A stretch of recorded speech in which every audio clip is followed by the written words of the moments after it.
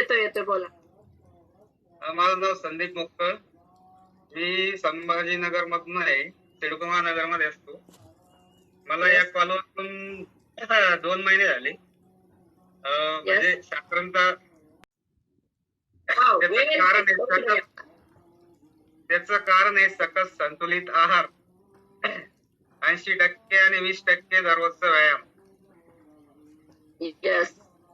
तर सर तुमचं 6 kg weight loss झालं आणि फॅट लॉस तर बऱ्यापैकी झालेला आहे, म्हणजे चांगलाच इंचेस मध्ये फॅट लॉस झालेला आहे. कारण आफ्टर बिफोर जर बघितलं तर 6 kg असं वाटतं कमी पडतंय वेट आफ्टर बिफोर समोर, एवढा फॅट लॉस झालेला आहे. तर तुम्हाला काय वाटतंय आता? मला एकदम छान वाटतंय, माझी लाईफ बदलली असं वाटतं, म्हणजे नवीन जन्म झाला काय. पूर्ण जे पहिले जे त्रास होते ते पूर्ण निघून गेले. मी दिवसभर पूर्ण फ्रेश असतो. चांगल्या मूड मध्ये मी पूर्ण 12 घंटे काम करतो, मला काहीच वाटत नाही. आणि सकाळी 4:30ला उठतो म्हणजे उठतो. आणि मेन म्हणजे मी जुने टाकून दिलेले कपडे आता घालतोय. बघा, ड्रेस त्यांना येत नव्हते, एवढे मागाचे ड्रेस घेतलेले ते त्यांना येत नव्हते, टाकून दिलेले होते ते ड्रेस ते आता परत युज करायला लागले. वाव, एवढा बदल, अमेझिंग असा बदल झालेला आहे त्यांच्यात. वाव, खूप छान.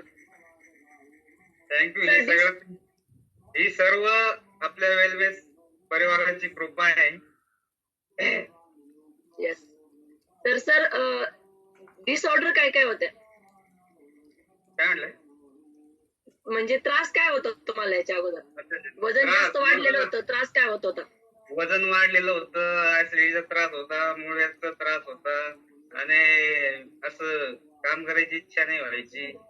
पाय माझ्या पायाच्या काचा आहे त्या दुखायच्या,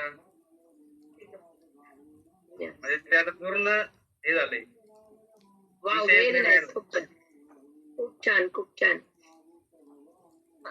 म्हणजे तुम्हाला असं वाटत नाही का आपण खूप उशीर आलो इथं?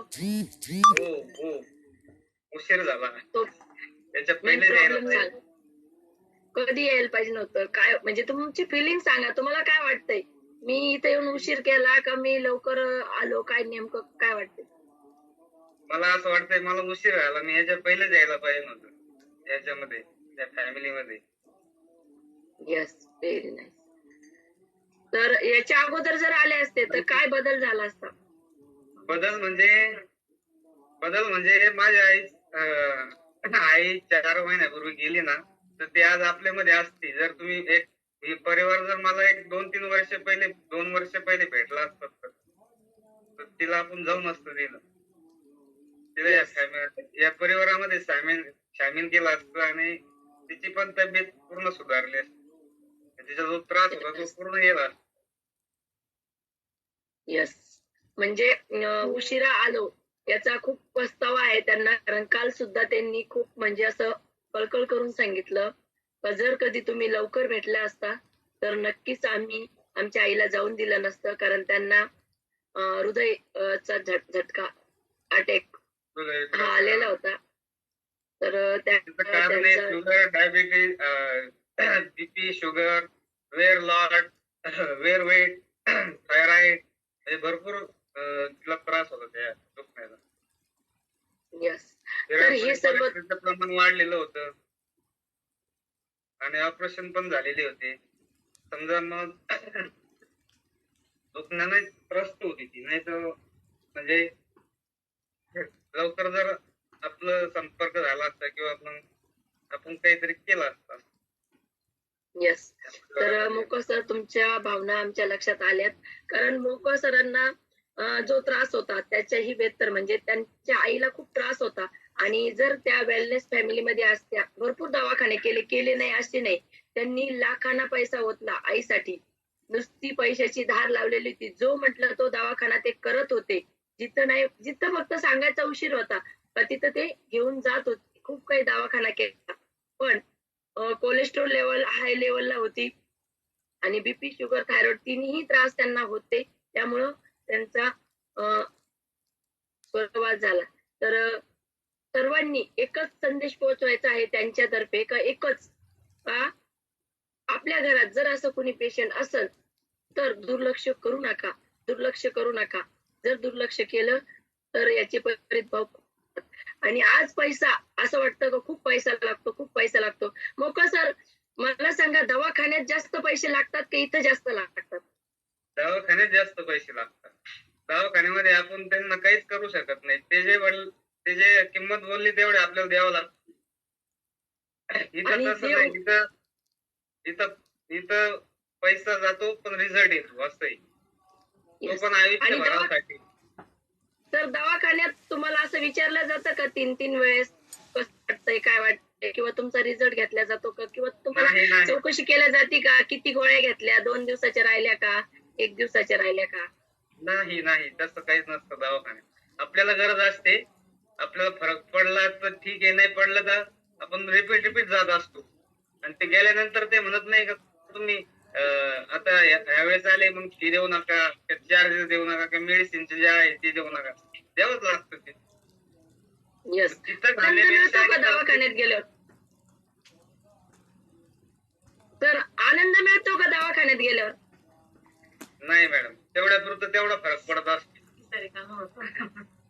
तेवढ्यापुरतं तेवढा फरक असतो. नंतर जे जायचे ते व्हायचे. तसं आपल्या वेलनेस परिवारामध्ये तसं नाही. एकदा आलं म्हणजे तुम्ही फिट अँड फाईनच होणार.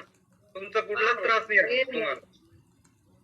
Very nice, very nice. म्हणजे तुमच्या लाईफ मध्ये पूर्ण चेंजेस होणार. 100%, 100%. खरंच मोकळ सर, खूप खूप मनापासून तुमचं अभिनंदन. तुमचा 6 kg वेट लॉस झाला, तो पण अवघ्या 1.5 महिन्यात. आणि तुमचंच नाही तर तुमच्या ऑल फॅमिलीचं जीवन सुधारलं. बघितलं असेल तुम्ही, एकदम छोटासा मुलगा आहे, काही जास्त वयाचा नाहीये, तो सकाळी उठून जर वर्कआउटला येऊ शकतो, त्याला वाटतंय आपल्या घरातल्या फॅमिली हे करू शकतात तर आपण का नाही. तर एक छोटी छोटी मुलांमध्ये सुद्धा फरक पडतो. संस्कार संस्कार जो असतो ना, तो आपल्यातून असतो. तर बघा, तो छोटासा मुलगा दादा समोर आहे.